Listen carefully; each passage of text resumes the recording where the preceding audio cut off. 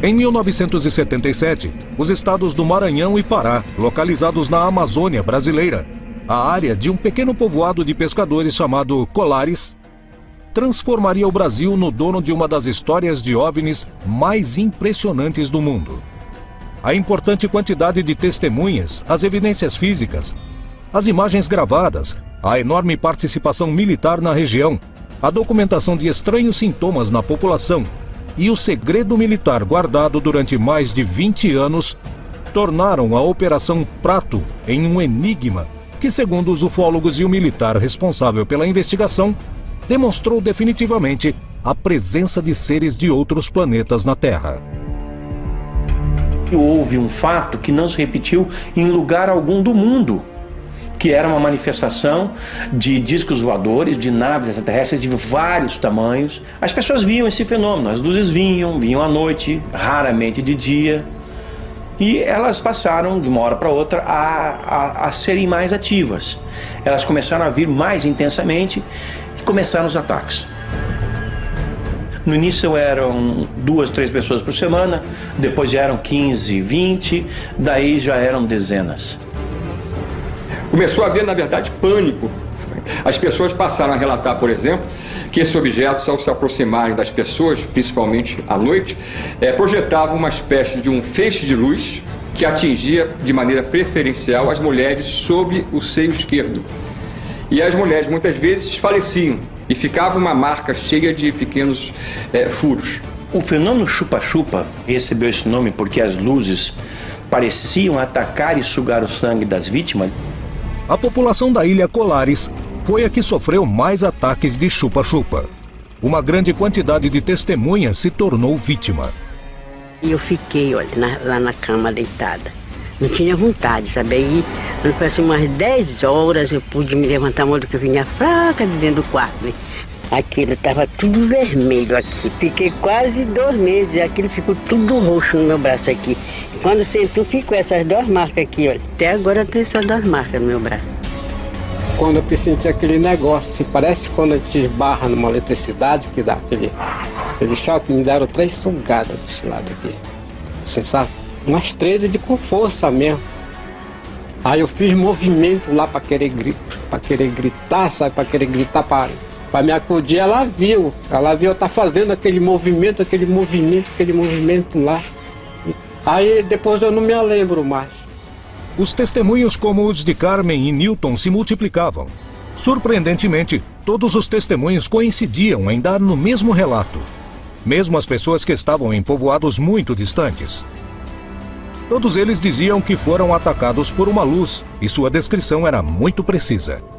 A sua característica era de uma bola de luz que, quando se olhada de maneira mais atenta, revelava ser uma luminosidade atrás de um objeto cilíndrico, como se fosse uma lata de refrigerante. Os casos eram realmente aterradores. Milhares de pessoas eram atacadas, pelo menos 1000 pessoas atacadas tiveram essa situação documentada pela médica que atendeu as vítimas, que era a doutora Adelaide. Os testemunhos de ataques aconteciam cada vez mais, e a doutora da região, Cecim Carvalho Velaide, recebeu muitos dos pacientes e acabou sendo uma peça-chave para compreender o que estava acontecendo. Ela chegou para trabalhar numa manhã sem saber que sua vida estava a ponto de mudar para sempre. Ao chegar no hospital, que eu era a médica e a diretora ao mesmo tempo, tinha uma família chorando e dizendo que tinha um paciente que tinha sido atacada por uma coisa. E eu fui examinar. Quando eu cheguei lá, ela estava queimada, totalmente queimada, 2 orifícios paralelos, desacordada, sem astênica, né? Sem força muscular, não ficava em pé, não falava. E a família repetia a mesma história. Achei que era talvez um ataque histérico, não dei muita importância. No dia seguinte chegaram 2 casos idênticos, de localidades muito distantes, tipo 10 quilômetros de distância. Eles sempre descreviam as mesmas coisas. Deitado em redes, do lado de fora da casa, arborizada, escutava o barulho, zzz, parece um besouro, olhavam, viam objetos bem baixos, luminosos, que soltavam feixes em linha reta. Não eram feixes que se dobravam, era em linha reta, paralisante, que queimava, sufocava, não deixava falar, não podia pedir socorro porque estava paralisado, queimando, doendo. E depois de alguns minutos, 5, 10 minutos, quando a pessoa pensava que já ia morrer, o feixe recolhia e o objeto subia da copa das árvores e ia embora. Como pessoas poderiam descrever a mesma coisa, ter os mesmos sinais e os mesmos sintomas em lugares diferentes? Comecei a pesquisar e a suspeitar. Com os primeiros casos, a rotina do povoado de pescadores começava a mudar, mas ninguém imaginava até onde esse fenômeno podia mudar suas vidas. Até a metade de 1977, a região de Colares, no estado do Pará, na Amazônia brasileira, foi o epicentro da história OVNI mais importante do planeta. Milhares de testemunhas localizadas em regiões a vários quilômetros de distância, que não se conheciam nem tinham acesso aos meios de comunicação, denunciavam a presença de uma série de luzes que apareciam nas noites e os atacavam, deixando lesões graves na pele. A doutora Cecim Carvalho Velaide era a médica responsável pelo único hospital da região e se tornaria uma das peças-chaves para compreender o que se escondia por trás desses inquietantes incidentes. Os ataques eram cada vez mais frequentes e os moradores começaram a se assustar. A população de Colares naquela época era em torno de 8.000 habitantes. Da ilha como um todo, porque tem várias localidades, mas dentro da cidade tinham em torno de 4.000 habitantes. Desses 4.000 habitantes, 2.000 fugiram da cidade, apavorados com as luzes. A cidade esvaziou, o povo foi todo embora, ninguém queria mais pescar. Aí nós começamos a passar fome, aí eu comecei a pescar minha comida. A coisa chegou a um ponto realmente de gravidade, sem dúvida nenhuma, o que acabou provocando que o prefeito do município mandasse um ofício ao primeiro comando aéreo regional, ou seja, para a Força Aérea, lá em Belém, pedindo providências das autoridades aéreas, já que se tratava de um fenômeno visto que acontecia no céu. Essa solicitação foi o pontapé inicial para a maior participação militar conhecida publicamente sobre o fenômeno OVNI. E as providências foram transformadas justamente a partir da vontade do brigadeiro Protásio Lopes Oliveira, que acabou criando a chamada Operação Prato. E ele teve a ideia de se estabelecer a pesquisa deste fenômeno. E assim ele chamou o seu comandado, o Irangê Holanda, que era capitão da Intendência da Aeronáutica, lotado no primeiro comando aéreo regional em Belém do Pará, para conduzir essa operação. Os soldados, sob o comando do capitão Holanda, chegaram à ilha para tentar determinar o que estava acontecendo. Aí eles botaram radar, telescópios, e todo aquele equipamento em tudo quanto era lugar. Foi passando os meses. Agosto, setembro, outubro, e aumentando, e chegando mais militar, e mais militar. Os militares fizeram um esboço dos objetos que conseguiram ver e que a população descrevia, revelando que algo realmente incomum estava acontecendo.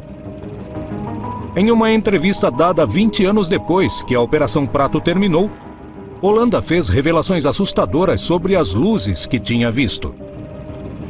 Depois a gente chegou a verificar que em pelo menos 9 formas a gente conseguiu determinar, classificar como formas de naves.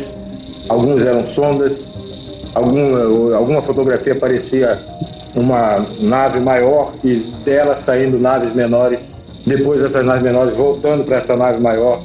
Tudo isso como se fosse uma nave mãe recebendo ou naves ou sondas menores. Poucos dias depois de dar essa entrevista a José Ademar Gevaer e Marco Antônio Petit, o comandante Holanda se suicidou. aumentando as dúvidas sobre o que realmente aconteceu na Ilha Colares. Quando eu cheguei, os agentes já tinham sido enviados para investigar. Por quê? Porque essa coisa estava acontecendo muito na região de Colares. O fenômeno, além de atacar os moradores, começou a aparecer de outras formas, que pareciam mais pacíficas. Tentou fazer contato com os investigadores e testemunhas, supunham? A doutora Velaide seria uma das protagonistas desses estranhos acontecimentos, inclusive para a rotina de Colares. Ela estava voltando depois de atender um paciente, quando gritos a alertaram. Quando eu voltei, começaram a gritar, corre, doutora, foge, foge, foge. E eu não sabia do que eu tinha que fugir. Quando eu olhei, uma das minhas secretárias tinha caído no chão. Aí eu queria juntar, mas ela era muito gorda, queria juntar, não conseguia. E o povo gritava das janelas. Quando eu olhei, nossa, a coisa mais linda que eu já vi na minha vida. Tão visível a olho nu que até o brilho do metal dava para ver. Ele estava acima da minha cabeça, do tamanho de um prédio de no máximo 15 andares. E ele andava em forma elíptica, ia e voltava, ia. E ele era, parece um cilindro. E eu paralisada, olhando, por dois motivos. Porque eu estava vendo uma coisa que eu nunca acreditei que existisse na vida. Nunca. E outra, paralisada de medo. Porque eu estava à mercê deles. Se eles quisessem me queimar, eles iam queimar. Mas, surpreendentemente, a luz não atacou a doutora. Nos acampamentos militares, também aconteceram avistamentos onde não registraram ataques. Um deles foi captado em vídeo e ainda permanece classificado. Holanda confirmou essa história. Do meu lado esquerdo vinha uma luz muito forte, a mesma luz amarela muito forte. Eu vi aquela coisa se aproximando e fiquei quieto. Depois que eu vi que era muito forte e que estava vindo, continuando vindo na direção, eu chamei a atenção dos agentes. Olha lá, aqui é direito. Os caras olharam, prepararam máquina fotográfica, filmadora, tudo. A coisa veio, mas estava baixo. Holanda e sua companhia estavam diante do fenômeno mais incrível que jamais tinham visto. Aí nós vimos uma forma estranha. Uma forma de uma bola de futebol americana. Aquela bola de ponta, muito grande.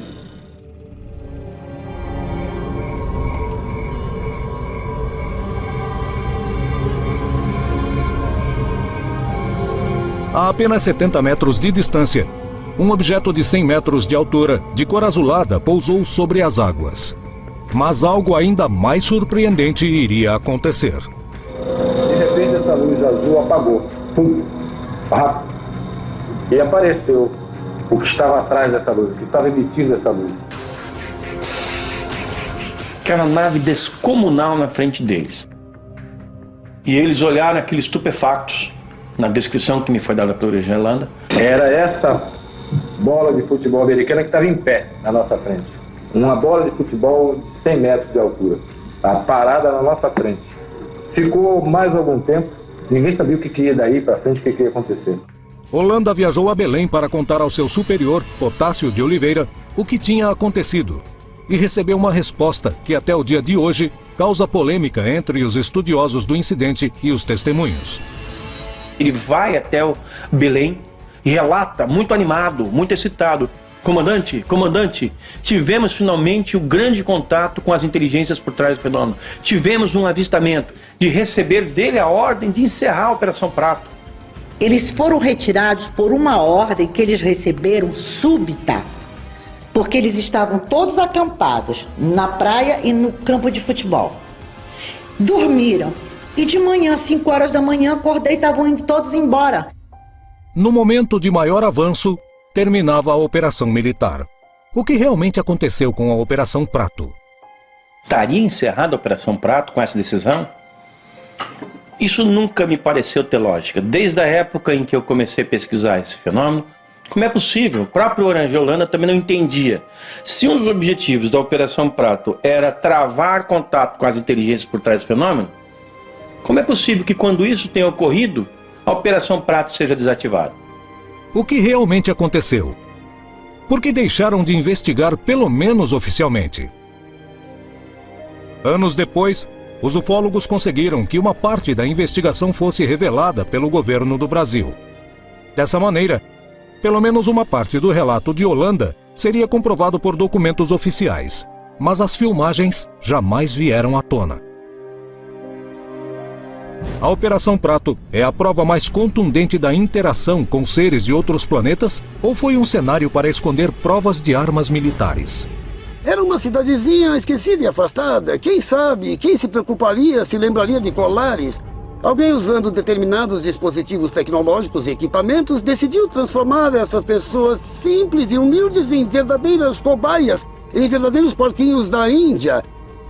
Em primeiro lugar, a causa é uma violação à soberania do Brasil. Pelo que estavam fazendo, porque eu não acredito que tinha autorização oficial para fazer isso. Em segundo lugar, mesmo se tivessem, de qualquer maneira seria uma violação aos direitos humanos.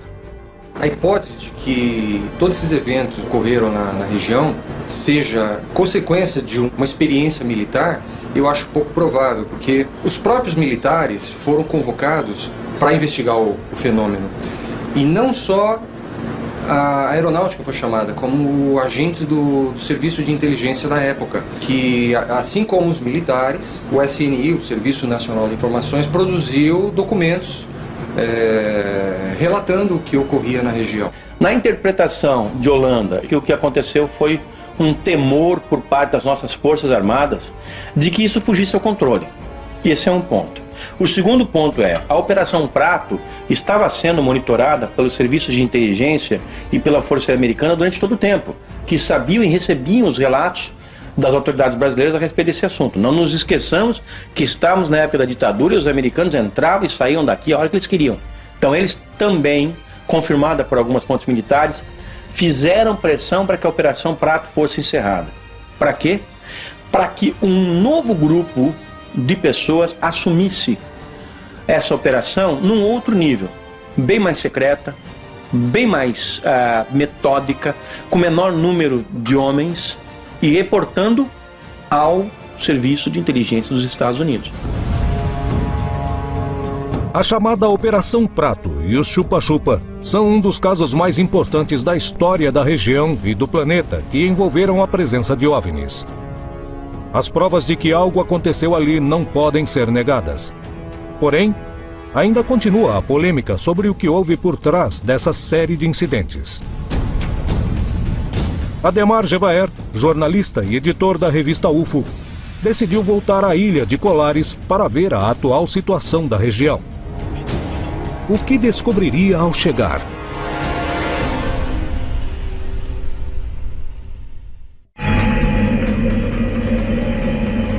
Ademar Gevaer, editor da reconhecida revista UFO, decidiu voltar à ilha de Colares mais de 30 anos depois para tentar determinar se ainda existem avistamentos e ataques à população.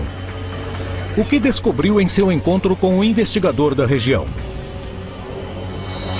Nós estamos na Praia do Machadinho, que é uma das regiões da ilha de Colares, onde houve das maiores movimentações de discos voadores nos anos 70. E aqui nós tivemos, durante a época da Operação Prato, momentos muito importantes da atividade desenvolvida pelos militares. Na região da ilha de Colares, onde o capitão Holanda Lima teve seus maiores avistamentos, Gevaer se reúne com Hilberto Freitas, um jornalista e investigador que desde a década de 70 reúne as histórias de luzes estranhas que são vistas na ilha. Ele afirma que até o dia de hoje se apresentam muitos fenômenos OVNIs na região. Beto, você já teve algum avistamento aqui na Praia do Humaitá?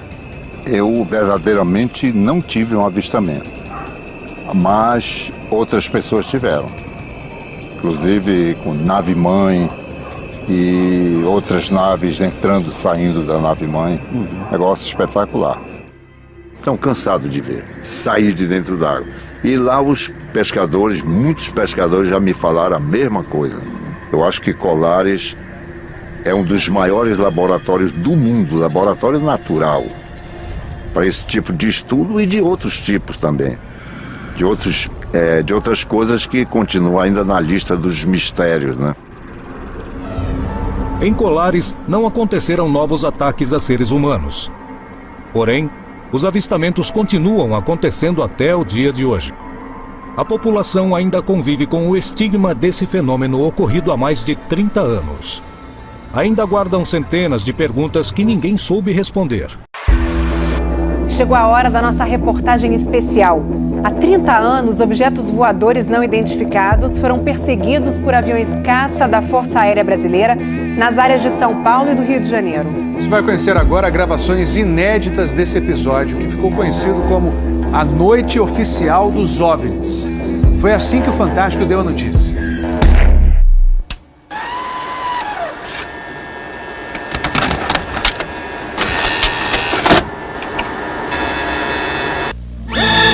Esta semana, altas autoridades militares do Brasil admitiram publicamente pela primeira vez ter visto objetos voadores não identificados, os OVNIs.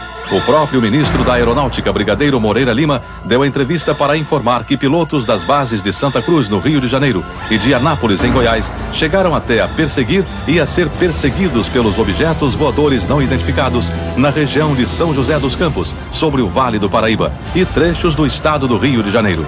Eram 21 OVNIs, segundo os militares, que ficaram mais de 3 horas sobrevoando o território brasileiro na noite de segunda e madrugada de terça-feira. Toda vez que é detectado algum objeto não identificado, evidentemente há um processo bastante eficiente de verificar se foi alguma aeronave que está voando sem um plano de voo aprovado, etc. Mas quando se comprova que é algo diferente, as aeronaves então são acionadas. O que ocorreu foi que os radares detectaram vários objetos não identificados. Veja agora, minuto a minuto, o que aconteceu naquele 19 de maio. Às 8h30 da noite, um ponto luminoso é avistado pelo controlador de tráfego aéreo na torre do aeroporto de São José dos Campos, São Paulo. Um avião Xingu da Embraer se aproxima para pouso e o controlador pergunta ao comandante: "Você está vendo o ponto luminoso?" O Xingu confirma o avistamento, muda a rota e tenta se aproximar do OVNI. Quem estava no comando do avião era o coronel Osiris Silva, que voltava de Brasília depois de tomar posse como presidente da Petrobras. Eu vi um objeto luminoso no espaço, parecia um astro normal. Eu voei na direção dele e após 5, 6 minutos de voo, fiquei com a impressão de que ele começou a esmaecer e perder a intensidade e o brilho. 9h14 da noite. O controle de radar de São Paulo registra sinais sem identificação. 9h20. O controle aéreo em Brasília confirma a presença de objetos voadores não identificados. 10h23. O primeiro jato F-5 decola da base aérea de Santa Cruz, no Rio de Janeiro. Ele carrega armamento de guerra pronto para ser acionado. 10h45. O radar da base aérea de Anápolis, em Goiás, detecta sinais no radar. Um Mirage também armado decola em busca dos OVNIs. 11h15 da noite. O piloto do primeiro F-5 a entrar em ação avista um ponto luminoso e começa a perseguir o objeto voador não identificado. Nosso objetivo justamente era esse, se aproximar e identificar. Nós não conseguimos nem nos aproximar, muito menos identificar. 11h17. Mais um Mirage decola da base de Anápolis para perseguir os objetos. 11h20. O caça F-5 recebe pela primeira vez um sinal no radar de bordo confirmando a presença do objeto não identificado à sua frente. 11h36. O terceiro Mirage sai da base de Anápolis, mas não consegue contato visual com os OVNIs. Naquela noite, 5 jatos da Força Aérea foram acionados e retornaram sem conseguir se aproximar dos objetos. Os radares do Sindacta em Brasília registraram um total de 21 sinais desconhecidos no céu do Brasil. O grande personagem dessa história foi o controlador de voo que estava na torre de São José dos Campos. O sargento Sérgio Mota da Silva que aparece nessa foto tirada na Torre de São José poucos dias depois do incidente, foi quem deu o primeiro alerta sobre OVNIs. 30 anos depois, Sérgio, que hoje é controlador de voo civil, deu a primeira entrevista para uma TV. Ele preferiu não mostrar o rosto. Tem alguma coisa aqui no setor noreste de São José? Um farolzinho, pô, mas... Eu tô olhando bem, o bicho tá parado. Nem sobe, nem desce, vai pra esquerda nem pra direita. Tá paradinho lá. Tô olhando, não é estrela não. É um farol. A olho nu parecia um avião. Quando coloquei no binóculo para observar, é que eu vi que ele era extremamente cintilante e multicolorido. Tinha vermelho, azul, branco, lilás, um monte de cores, com uma certa predominância do laranja, mas ele era muito bonito. O controlador pediu ao avião Xingu para tentar avistar o objeto. Eu expliquei a ele onde estava o objeto, pedi a ele que se ele tivesse avistamento, ele me informasse. Tem maneira com ele à vista? Assim, a ponta vista. Ele bem visível, poderia descrevê-lo? É uma estrela grande. Estrela grande e bem vermelha. Entendido, grande e bem vermelha. Controle de São Paulo será alertado. O controlador em São José dos Campos avisa ao controle São Paulo que o Xingu está perseguindo o OVNI. Positivo. Ele está perseguindo o troço. Está perseguindo o troço? Tá indo atrás. Sério, tá indo. Controle. Tá vendo? Próximo de São Paulo, já da região do radar, esse objeto simplesmente desapareceu do radar. O Xingu também perdeu contato visual com ele. O avião Xingu abandonou a perseguição e pousou em São José dos Campos. Pouco depois, o controlador da Torre de São José alertou o controle São Paulo. Outros OVNIs estavam aparecendo no céu. Estou vendo 3 agora. São 3 luzes. Mas parecem estrelas, mas o radar não pega estrelas. O que é isso? Você observa alguma mudança de cor, alguma coisa? Hoje inteiro. Aí você, rapaz, eu não sei. Pra mim, hoje aqui tá parecendo uma estrela, mas só que muda de cor bonita, rapaz. Tá vermelho, amarelo, branco, tá dando um monte de coisa. Pô, tão barato isso aqui, deve ter uns cracks por aqui já pelas contas que eu tô fazendo aqui. Ainda bem que vocês estão vendo também, senão eu ia pensar que eu tô ficando doido. Porra, rapaz, tô arrepiado, meu irmão. Só 2 pontos brancos afastados mais baixos. Estão entrando no alinhamento da pista, além da cidade. Tem 2 altos aqui no alinhamento da pista e tem mais uns 2 ou 3 embaixo, voando baixo agora. Continuam se movimentando. Coisa linda, meu irmão. Pô, tá ficando bom esse negócio, viu? Tá ficando bom. O controlador Sérgio Mota da Silva faz uma revelação surpreendente. Ele tentou fazer contato com os OVNIs usando as luzes de balizamento da pista de pouso. Se eu aumentava o brilho do balizamento das luzes do balizamento, aliás, eles se afastavam. E se eu diminuía a intensidade das luzes do balizamento, eles se aproximavam. Pareciam responder de modo inteligente aos sinais que eu fazia com as luzes da pista de pouso e decolagem. O controlador Sérgio fala com o controle aéreo em Brasília. Fala, Brasília. Brasília? Boa noite, bem-vindo ao Festival dos Discos Voadores. É uma loucura isso aqui, cara. Pô, os que eu pude ver mudavam de cor o tempo todo. Vermelho, amarelo, azul, lilás, aquele festival de cores. As ocorrências terminaram já perto do nascer do dia, lá pelas 4 e pouco, 5 horas da manhã. Os últimos objetos foram vistos. Como é que tá a situação aí? Pô, rapaz, isso aqui foi um festival. E agora, como é que tá? Agora não sei o que é mais não. Não. Você não informa nada, não? Positivo. Mas você não viu nada, não sabe nada. Positivo. O Fantástico também teve acesso às gravações das conversas entre os pilotos e a defesa aérea. Um desses pilotos era o capitão Armindo de Souza Viriato. Veja agora como foi que ele perseguiu um OVNI com armamento pronto para ser usado. Eu estou em contato. Confirma? Estou em contato. Prossiga nesse contato, caçador. Caçador passando a rojão. Caçador passando a rojão. No código dos pilotos, isso quer dizer que o caçador, o avião caça, entrou na situação rojão. O míssil está pronto para disparar. Prossiga nesse contato. Foi, tem Judite agora. 7. Judite significa que o alvo está no radar, ou seja, o piloto pode atirar se for autorizado pela defesa aérea. Mas neste momento, o alvo se afasta em alta velocidade. Está aumentando. Aumentando a distância, confirma. Afirmativo. A distância está aumentando de novo aqui. 7. Passando rápido, né? Comportamento muito estranho, ok?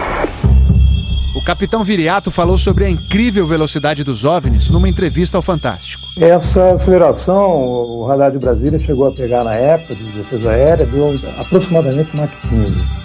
Isso aí daria em torno de 15 mil km por hora. 15 mil quilômetros por hora é uma velocidade muito acima dos jatos mais rápidos do mundo, que chegam no máximo a 4 mil quilômetros por hora. Um documento confidencial do Comando de Defesa Aérea de junho de 1986 concluiu: os objetos produziram ecos nos radares do sistema de defesa e também nos jatos que perseguiram os OVNIs. Houve contato visual dos pilotos. Os objetos atingiram velocidades supersônicas e mostraram capacidade de acelerar e desacelerar de modo brusco. E a principal conclusão do relatório: os fenômenos são sólidos e refletem inteligência pela capacidade de acompanhar e manter distância dos observadores, como também voar informação. Não foi possível identificar a origem dos objetos. Foram esses dois ufólogos, pesquisadores de OVNIs, que conseguiram no Arquivo Nacional em Brasília a liberação gratuita dessas gravações. O fenômeno OVNI é real, existe, e o governo sabe disso, as Forças Armadas sabem disso. Essa documentação sendo exposta para o público permite que as pessoas entendam que isso não é brincadeira. Não tem como a gente falar que seriam naves extraterrestres, né? Eram objetos voadores não identificados. Não podemos dar qual a procedência deles, qual a origem. É alguma coisa inexplicável do nosso ponto de vista tecnológico à época e mesmo ainda hoje. Boa noite, bem-vindo ao Festival dos Discos Voadores.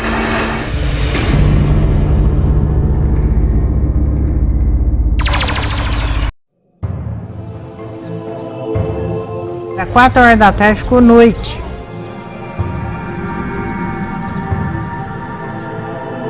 Um dia muito feio.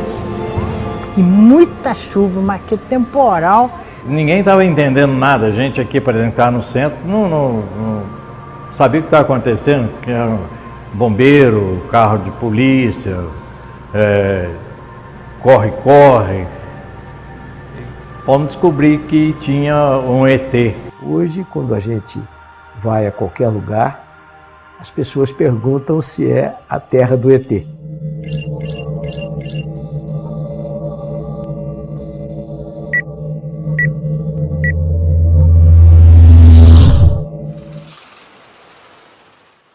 Se ETs estiveram mesmo em Varginha, ninguém tem certeza, mas as pegadas deles estão por toda parte na cidade, 20 anos depois da suposta aparição.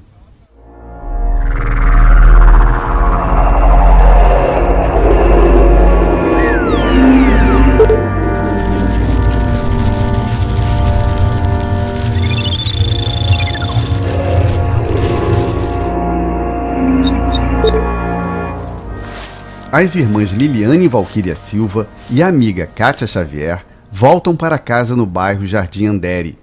Passam por um terreno baldio. Elas avistam uma criatura com os olhos grandes e avermelhados. O ser estaria encostado a uma parede. Assustadas, as jovens correm. Elas teriam avistado essa criatura com 3 protuberâncias na cabeça, braço longo, etc. e tal. A gente achou que era mentira. Aí falaram assim, vamos lá ver o local. Aí a gente foi lá, inclusive estava aquele amarelado no chão, o capim deitado e amarelado. Isso aqui virou uma torre de Babel. Era ufólogos dos países da Europa, da América. Um grupo de ufólogos começa a investigar o caso. Mais testemunhas aparecem. E nós temos um depoimento muito forte também do casal, próximo à cidade de Carmo da Cachoeira, que teria visto a nave, uma suposta nave, soltando fumaça, que caiu atrás de uma colina, e logo em seguida chegando caminhões da das Forças Armadas e recolhendo tudo que estaria por ali. Outra testemunha conta ter visto o mesmo OVNI. O piloto de ultraleve Carlos de Souza, que observou por volta das 7h30 da manhã do dia 13 de janeiro de 96, um objeto passando, soltando uma fumaça branca por cima da rodovia Fernão Dias. Ele entrou por uma estrada de terra que dava acesso à fazenda Maioline e quando chegou nesse ponto, que era um pasto, cerca de 20 minutos depois, ele encontrou essa nave totalmente despedaçada em centenas de fragmentos metálicos. E, para surpresa dele, ele já encontrou nessa área 2 caminhões Mercedes-Benz do Exército, um helicóptero também de transporte de tropas do próprio Exército, uma ambulância militar do Exército e de 30 a 40 militares desta mesma força que já estavam recolhendo os fragmentos desse objeto. A justificativa para a movimentação do Exército em Varginha chamou a atenção. Um oficial alegou que caminhões da Escola de Sargento das Armas, que fica na vizinha Três Corações, teria realizado o socorro de um casal de anões, durante o temporal, no dia da suposta aparição. Então, esse teria sido, na verdade, o motivo pelo qual houve toda aquela confusão, toda aquela movimentação, suposta movimentação de tropas e coisas desse tipo. Quer dizer, uma história totalmente absurda, né? Procurado para falar sobre o caso, 20 anos depois, o Exército apenas informou, por e-mail, que uma investigação foi encerrada em 1997 e que não há, em seus arquivos, documentos sobre ufologia. Em 2010, se tornou público o inquérito policial militar sobre o caso. O documento sugere que as jovens teriam visto, na verdade, um doente mental que teria o costume de ficar agachado. Lambuzado de lama por causa da chuva, teria confundido as jovens. Tentaram, após isso, dizer que seria um mendigo que andava aí na rua, depois um outro, um bicho qualquer. Enfim, até hoje não foi dada uma explicação convincente de fato o que aconteceu aqui em Varginha naquele 20 de janeiro. As irmãs Liliane e Valquíria não quiseram gravar entrevista, mas garantiram ter visto a criatura. A amiga Kátia Xavier disse, por telefone, que a imagem da criatura ainda está nítida em sua mente. Hoje, ela costuma ler sobre o assunto, principalmente sobre abduções. A fama de Varginha aumenta à medida que mais ingredientes são acrescentados à trama. No dia 21 de abril, a senhora Terezinha Cleff, ela viu, bem no limite de uma grade, um ser exatamente descrito pelas meninas, só que esse ser avistado dentro do zoológico, ele tinha uma coisa que nenhum dos outros que foram mencionados apresentava. Ele não parecia abobado, ele vestia uma espécie de um elmo ou um capacete dourado. O ufólogo ressalta uma coincidência na ocasião. Na época que a senhora Terezinha Cleff viu esse ser dentro do próprio zoológico, né, morreram 5 animais de maneira misteriosa. Outro fato cria mais confusão na história: a morte de um PM que teria tocado na suposta criatura.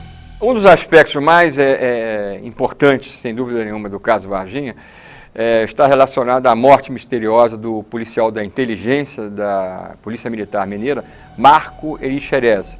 Ele foi diretamente envolvido na captura de um dos seres do caso Varginha, captura essa ocorrida na noite do dia 20 de janeiro de 1996.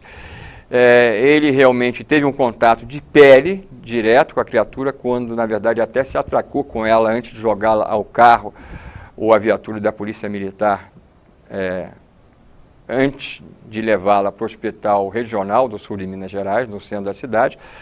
E, para surpresa de todos, né, ele, nos dias seguintes, começou a apresentar uma série de problemas de saúde, né, que acabaram fazendo com que ele viesse a falecer, né, no dia 15 de fevereiro daquele ano, ou seja, de 1996, ou seja, menos de um mês depois do contato direto que ele tinha tido com uma dessas entidades alienígenas, de infecção generalizada. a história do ET de Varginha ainda ia repercutir muito. Em 2013, a presidente Dilma fala sobre o assunto ao visitar a cidade. Eu perguntei para ela o seguinte: presidente, Varginha é uma cidade conhecida mundialmente pela suposta aparição aqui, a captura de uma criatura extraterrestre. Isso tornou a cidade mundialmente famosa. Mas tem outro fato que também torna a cidade famosa, que seria o café. Só que os cafeicultores estavam reclamando que a produção está mais cara do que o custo da saca de café. E a senhora que poderia fazer pela classe? Carlos Otávio, primeiro eu queria te dizer que eu tenho muito respeito pelo ET de Varginha. E eu sei que aqui, ou quem não viu, conhece alguém que viu, ou tem alguém na família que viu. Se tornou viral aquilo. Você entrasse no Google, você pedia lá, Dilma respeita o ET. Eram várias páginas abrindo ali. A venda de ET, dezembro e janeiro são os meses que vendem mais, por causa das férias, né? E tem muitos turistas na cidade. O ET que tem mais saídas são os menores, que é um preço mais acessível, R$5, e os de time. Há uma divulgação, há algumas coisas na cidade que foram construídas para lembrar e marcar, né, de uma forma efetiva a vinda do ET a Varginha. Foi construída uma nave, essa nave é uma caixa d'água, mas muito bem feita, com uma arquitetura muito próxima realmente a uma nave espacial. A partir de meados desse ano, o Memorial do ET. É uma obra também com arquitetura planetária, uma arquitetura espacial, e o objetivo do município é carrear para lá toda a documentação, todas as reportagens, tudo aquilo que tem alguma relação com o episódio do ET de Varginha. O caso Varginha, 20 anos depois, é ainda um grande mistério. Mesmo sem provas, a história resiste. Se é verdade ou não o que aconteceu, eu acho que é o que menos importa hoje. Eu acho que o importante é que a cidade viveu algo que repercutiu mundialmente e isso com certeza tinha que ser mais aproveitado pela cidade. O ET ele caiu do céu para a cidade, a verdade é essa.